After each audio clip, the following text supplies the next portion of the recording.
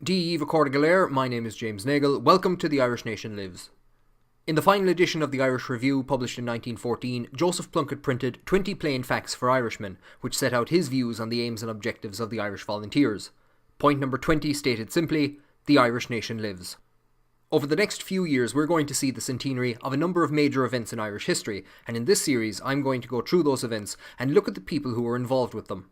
Now, it would probably make more sense to do an introductory episode and to set the scene, to explain that Ireland was part of the United Kingdom of Great Britain and Ireland, and that Irish politicians had been agitating for Home Rule since the 1800s, and then look at how the World War and the 1916 Rising affected all this. But the problem with Irish history, and especially with the revolutionary period of 100 years ago, is that it doesn't like to be compartmentalised with neat beginnings and endings. Many books on the 1916 Rising, or the War of Independence, or even the Troubles, which broke out in the late 1960s, have introductory chapters that start with the Norman invasions of the 1160s. So a proper introduction would be a series in and of itself. What I'm going to do instead is I'm going to start slap bang in the middle of the Irish Revolution, with an event known as the Conscription Crisis, which was happening 100 years ago this week.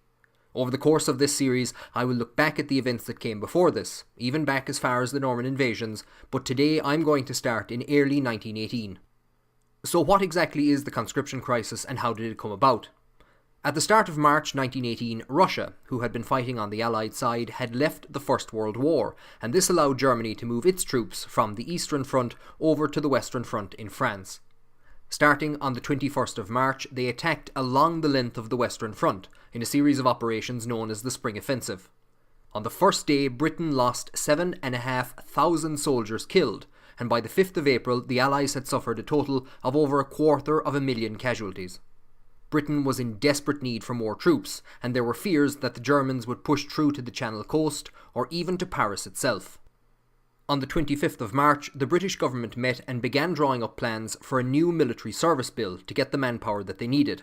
The new bill would allow men up to 51 years of age to be conscripted, the previous limit had been 41, and Clause 2 allowed for conscription to be introduced into Ireland in future without the need for another bill. Ireland had been exempt from conscription when it was passed in 1916 due to fears that it would cause unrest and a belief that it would require more troops to enforce than they would actually secure. The general officer commanding in Ireland in 1918, Lieutenant General Brian Mahon, saw the potential of securing 160,000 soldiers from Ireland, but he also believed that conscription would, as he said, be bitterly opposed by the United Nationalists and the clergy. To enforce conscription, he believed that martial law would be needed, and that for the first fortnight at least, there would be bloodshed and a great deal of suffering to the civil population in every way. Now also at this time, the Irish Convention was finishing up in Dublin. The Convention had opened the previous July, and on April 8th it advised on the immediate implementation of Home Rule for all of Ireland, but with special considerations made to the Unionists who had opposed Home Rule. The British government saw this as their opportunity to get the soldiers they badly needed, and so they put forward the dual policy of both Home Rule and conscription for Ireland.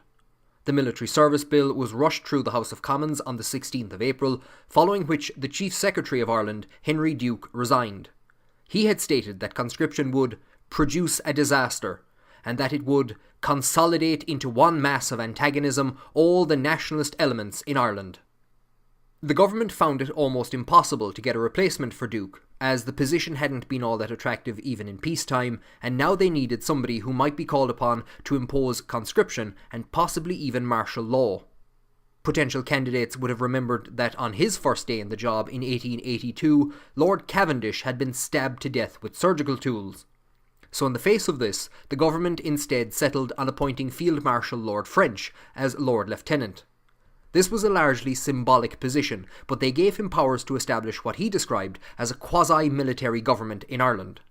French had been forced to resign from his role as Commander-in-Chief of the British Expeditionary Forces due to political infighting and organisational failures on his behalf.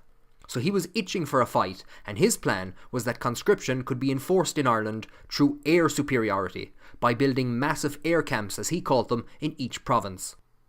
Then, on the 18th of April, while the military service bill was being read in the House of Lords, Nationalist Ireland was preparing its response in the Mansion House in Dublin. The Lord Mayor chaired a meeting of groups opposed to conscription, and as well as including members of the Irish Parliamentary Party and the Labour and Trade Union movement, it included Arthur Griffith and Eamon de Valera of Sinn Féin. To secure British support for Home Rule, the Irish Parliamentary Party had supported the war since its beginning and continued to do so even though they were now opposed to conscription in Ireland and had walked out of Westminster. The war, though, had become unpopular with the Irish people in 1916 following the heavy losses at the Somme and Gallipoli and the aftermath of the Easter Rising. Sinn Féin had defeated the Irish Parliamentary Party in 4 by-elections in 1917, but had then lost the last 3 earlier in 1918, and for a while it looked like Sinn Féin was losing steam. Instead, the botched ending of the Irish Convention would kill what little demand for Home Rule remained, and their starring role in the Conscription Crisis would see Sinn Féin replace the Irish Parliamentary Party as the new leaders of Irish nationalism. That same evening, the Catholic hierarchy was meeting in Maynooth, and Eamon de Valera travelled there to get church approval for the anti-conscription campaign. Historian T. Ryle Dwyer has recently written an article covering the Church's role in the crisis, and for their part, the Church seems to have had genuine concerns that under conscription, priests and even monks would be forced into the army and sent against the might of the Kaiser's stormtroopers. The hierarchy agreed that at all masses throughout Ireland the following Sunday, the 21st of April, priests would speak against conscription and announce the location of a meeting where an anti-conscription pledge would be signed after Mass. On the day, there were hundreds of thousands of signatures, reaching 2 million in the weeks ahead. Then, on the 23rd, the Irish Trade Unions Congress led a general strike which shut down transport and industry throughout most of Ireland outside northeast Ulster, and this included munitions production for the war. Later, Cumann na mBan pledged that women would not take the jobs of conscripted men. This was important because women stepping in to take the jobs of conscripted men is what had made it work in Britain in 1916, so Cumann na mBan was basically threatening to make conscription unworkable in Ireland. The fears of Henry Duke and General Mahon had been realised. Nationalist Ireland, whose division had always worked to Britain's favour, was now united behind a single cause, with Sinn Féin emerging to lead it. Rallies and speeches will follow throughout the weeks ahead, with massive crowds in attendance, such as the one on the 5th of May attended by 15,000 people at Roscommon, but most of the damage has been done early on, and conscription will be quietly shelved towards the end of May or early June. In the end-up, Germany had lost just as many troops in the early stages of the spring offensive as the Allies, including the majority of their elite, irreplaceable stormtroopers, and they couldn't sustain the offensive. And on top of this, US troops will enter the war in May and July. But in April, to the British military, it looked like they were facing an existential crisis. They believed that their lines might be overrun before US troops could arrive, and in the middle of this, at the height of the manpower crisis, a strange event occurred on the west coast of Ireland. On the 12th of April, an individual was picked up in County Clare, claiming to have been shipwrecked from an American ship. Some accounts say that he was found stranded on an island, others that he was spotted by the Coast Guard after coming ashore on a dinghy.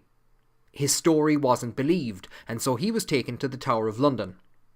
On the 22nd of April, the day after the signing of an anti-conscription pledge throughout Ireland, on the same day that the Irish Parliamentary Party formally withdrew from Westminster to fight conscription, and the day before a nationwide strike that shut down munitions production, he admitted under interrogation that he had been sent by Germany to open up a chain of communication with the Irish Republican Brotherhood.